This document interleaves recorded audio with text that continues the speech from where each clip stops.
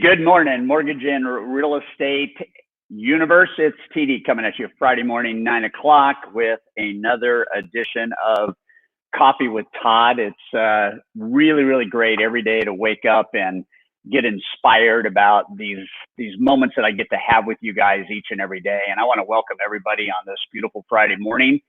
And I want to kind of pick up where I said I would go yesterday. By the way, if you were not on yesterday's Coffee with Todd, you need to go to the replay site at YouTube. You need to watch the interview that Matt Harrison and I had with April Young Blackwell. It was absolutely sensational. So today, just go to youtube.com and hit Todd Duncan TV, and you can get all of the Coffee with Todds. We've been doing these for the month of May. It's kind of our focus on May motivation, right? And what do we need to do in this moment in time to continue to do business and life well in the midst of those things that are uncertain and in the midst of having a fairly robust mortgage market and seeing some really great signs of life in the real estate market. What do we need to do to be our very, very best? So on Fridays, I like to do Q&A as well. And so if you have any questions you'd like to post in the live comment section, go ahead and do that. I will take them as they come up. But I wanted to talk about something that is a little bit kind of unique as a spin, right? Nobody on this call needs to have me define what social distancing means. I mean, everybody knows the 6-foot rule. Everybody knows that we've got to wear masks. Everybody knows that blah, blah, blah, blah, blah, right? So I'm not going to go there. But I think what has at least been somewhat problematic as I talk to mortgage and real estate agents all over the world is this idea of, even though we're in the midst of social distancing, we're in the midst of lockdown, quote, end quote, staying at home, quote, end quote, whatever that is, we still have to remind ourselves that we can't be distant emotionally. So I talked yesterday about this idea of how do we, in a social distancing world, how do we be at the front end of emotional connection, not emotional distancing. So I'm not going to repeat things I've said over the last 2 weeks in terms of connection, but I just wanted you to know that I kind of went random today. I got here at about 7:30 in the morning and I started just typing in some stuff in Google and started looking at things about emotional connection and whatnot.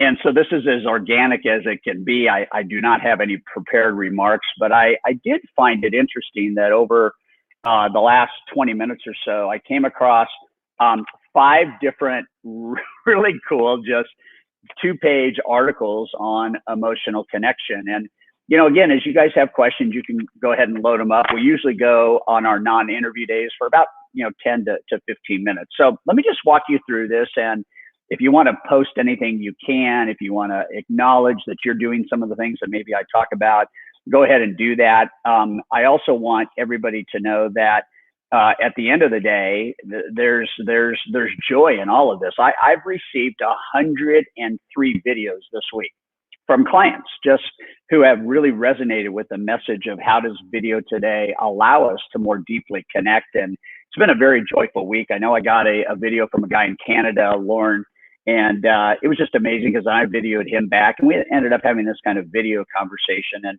so anyway, I'm gonna go through this and you need to follow me because each one of these articles actually presented a tactic or a strategy on what we can do. So here's the first search, right? And this was at 7:34 this morning. So finding emotional connection during the COVID-19 pandemic. Okay, so that's the title of the article. The subtitle is Social Distancing Does Not Mean You Have to Be Lonely or Unconnected. I like that. So just the first paragraph, that's all I'm going to do is probably just share first paragraphs with you. This one says, if you're used to seeing coworkers daily, having happy hours on Friday evenings, meeting friends for Sunday brunches, or dining out with your partner for regular date nights, the sudden switch to social distancing and sheltering in place during COVID-19 can come as a shock to your system. So that's the interesting thing, right? There's a shock going on to our system because we're not able to be physically and emotionally connected like normal. And here's the final sentence, the newfound loneliness. That's interesting, because I think in the truest sense of things, if everything has been turned upside down, we may not feel as connected as we'd like to feel. And therefore, then there could be an element of just maybe low gas tanks on happiness and joy and all those types of things. They go on to say the newfound loneliness might take a health on your stress, your mental state of mind, potentially leading to feelings of depression or anxiety. And so what we know about anything in terms of success is that you cannot be depressed and you can't be anxious. Anxious is worry. Anxious is borrowing fear. Depression is, a sad state of not feeling optimistic about, the future, if that's a day or a week or whatnot. So it goes on to this survey that they did of over 20,000 different people. And it was just very interesting that in times like we're in right now, we've got to be able to really take a look at how do we keep our healthiness up? How do we keep our mindfulness up? How do we keep our happiness up and our joy up? And they talk about video conferencing. They talk about, turning all of your phone calls into digital. They talk about interactive games and working out and stuff like that. So it's just interesting. Emotional connection was the first thing that I picked up. And then, as is always the case with great marketing, there are links within articles that you can click on it, right? So I clicked to one of those things, and it was 5 tips to de-stress home life, okay? And they added family feuds. Les Ferris Jr., connect, attaboy. So here's the first paragraph. Burnout at work is such a common problem that the World Health Organization classified it as an occupational phenomenon back in May of 2019, just 1 year ago. According to the World Health Organization, burnout involves feelings of exhaustion, being mentally checked out of your work, and reduced efficiency. Okay, and then it goes on to say, in the middle of the COVID pandemic, are you burned out on lockdown? Are you burned out on social distancing? And they go on to talk about the things that are really important to kind of balance out negative stress and distress. Just so you know, DIS is a prefix that stands for to negate or take away. So distress is not healthy. Stress with an EU in front of it, eustress, EU, is positive stress. And so they say in an effort to generate positive stress, make sure that you set, number one, and then respect individual boundaries.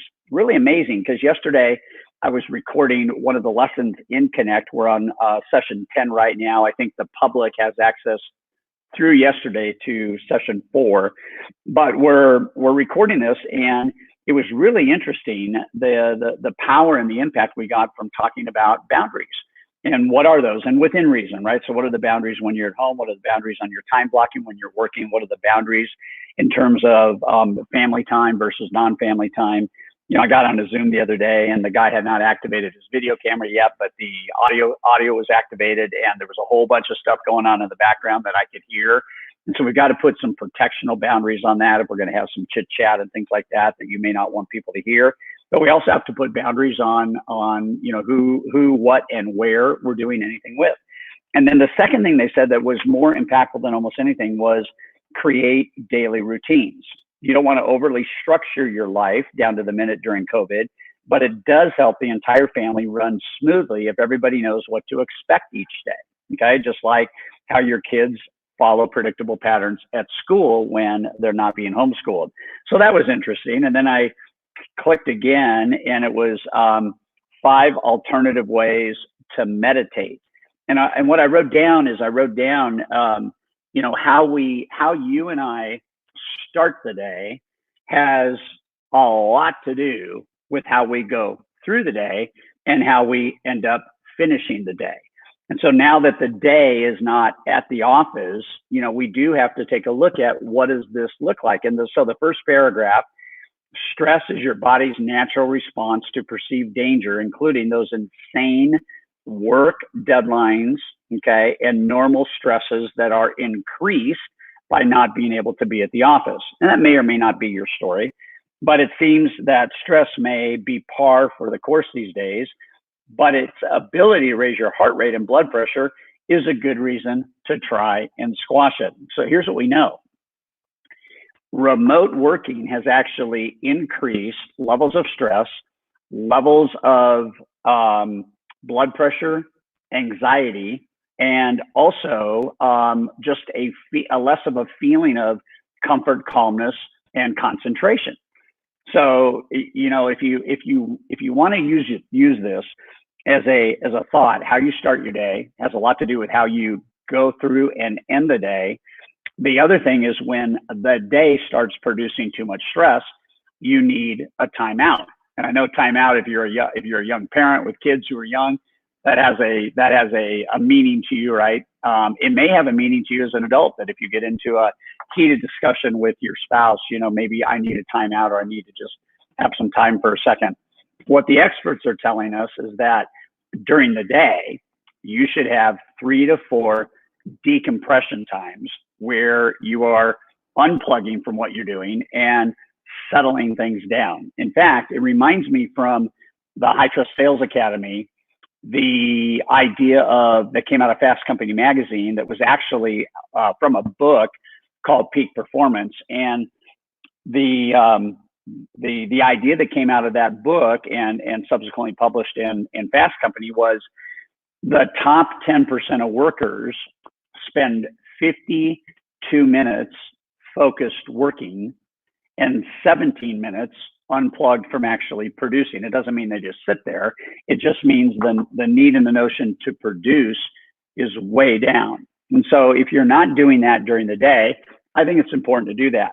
Here's the fourth one I pulled up, and it says 9 sleep habits to reduce everyday stress. So I don't know about you, but if you have a challenge sleeping at night because of COVID and all that goes along with that, and the stress of family and business and whatnot, this was an interesting article. The subtitle is "Your Bedtime Ritual Will Pay Off Tomorrow."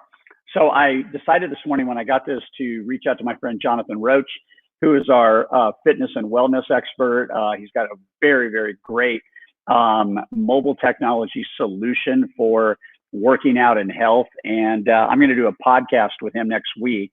But here's the opening paragraph of 9 sleep habits to reduce everyday stress. One of the most proactive approaches to soothing stress involves something you're definitely already doing: sleep. A good night's sleep can help you stay alert, adaptive, calm.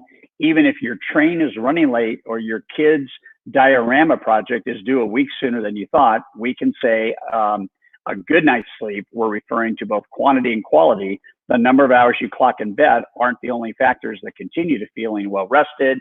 You've got to make sure you have the right kind of sleep.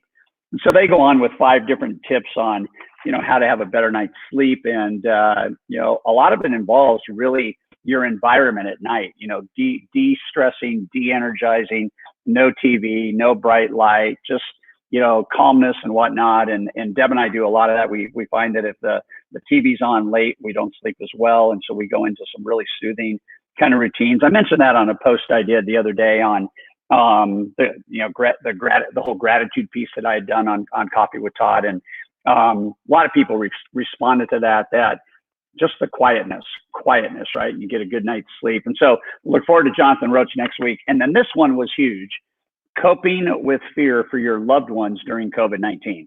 Again, I'm not talking about, anything negative here. I'm talking about emotional realities, right? And that we can't distance ourselves emotionally from the people that we obviously love the most. This one happens to do with emotional connection with your loved ones, right? And that's in the title. And subtitle is: A Psychologist Shares Relaxation Strategies for Calming Unpleasant Thoughts. So our doctor had a conversation with us yesterday. He's a friend and a doctor, but it had nothing to do with medicine. It had to do with his greatest fear as a physician. Imagine this, is that he would transfer something he might get by being a doctor to his parents who are elderly. And he doesn't want them to get sick unnecessarily. And so there's a lot of fear in that, right? And then there's a lot of strategy that he's deployed, including telemedicine and not meeting patients and so on and so forth. But it was really interesting. This article says if you're not in a high-risk group for COVID-19, you might be experiencing a lot of fear and anxiety. After all, everybody knows someone who is in a high-risk category, which for many people includes family members like parents or grandparents. So it's interesting. I like our Facebook user said 8 hours before sleep or no caffeine. Did you know that one of the ways to get a good night's sleep is, in fact, no caffeine? Don't exercise. Skip the coffee and nightcaps. Use your bed for sleep and sex only. There you go. Exercise, it works for you, but don't do an exercise late because it gets you all jacked up and you can't go to sleep. 8 hours before sleep, no caffeine. 5 hours before sleep, no food. 3 hours. Look at this share. 3 hours before sleep, no technology, and 1 hour before sleep, journaling, gratitude, and all of that. I'm going to just literally screenshot this because I think it's so powerful. That's a great commentary right there in the comments page. So that's kind of the deal. You know, today it's about technology. It's about connecting. It's about checking in with your realtors if you're a lender. It's about checking in with your consumers that are going to be buying or selling in the next 6 to 12 months if you're a real estate agent. It's about the lender and the agent coming together and deciding today, or the lender and the builder, or the lender and whomever the client is, you know, coming together today and saying, how can we best prepare for the future? That's it, right? So that's our 15 minutes this morning. Emotionally connect. Emotional distancing, not allowed. Emotional connection is allowed. And next week is going to be stellar. We have 2 high-performing branch and territory leaders that are in the lending business. They're going to be joining us on Tuesday for a VIP interview. And then we have a top-producing loan officer and her top-producing agent partner next Thursday. Please share this with everybody in your team. Share the StreamYard link with everybody that you would like to impact. Make sure you know that we're here for you. Ping us up on any of our socials if you need anything from us, and have a great weekend. Send about 30 videos this weekend to people that you love. It'll blow their mind, and you're going to feel really great as a result of it. Okay, grateful for you guys. Have a great weekend.